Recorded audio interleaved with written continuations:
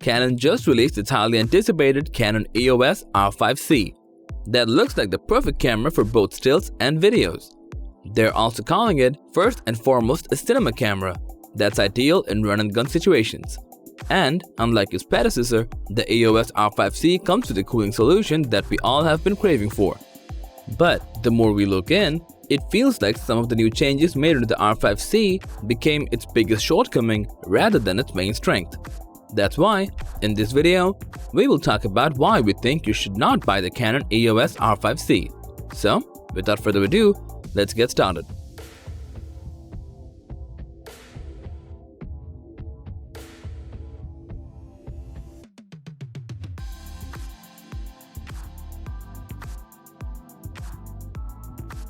At first glance, the EOS R5C shares an awful lot in common.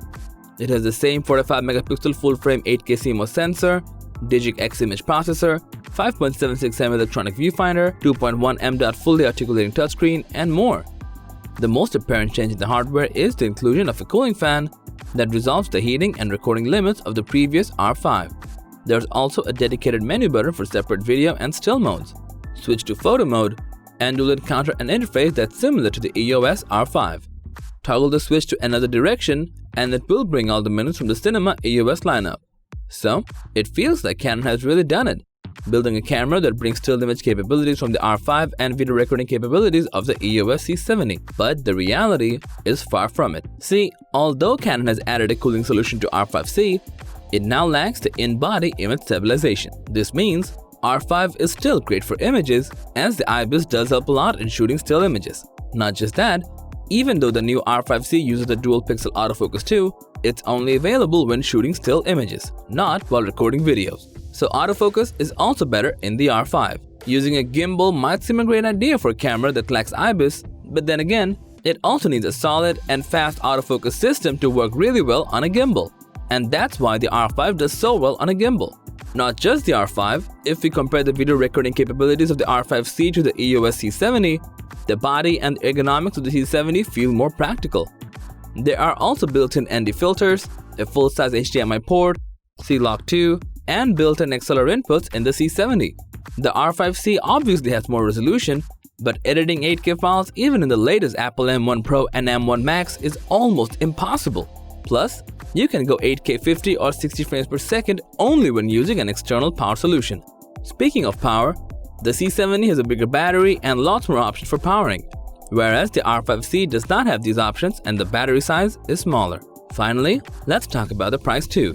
The R5C is available for $4,499, and equipped with an XLR adapter, the price became almost $5,000. Looking at its closest competition, the Sony FX3 cinema cameras, we will see that it costs almost $1,100 less and comes with a top handle that has XLR inputs.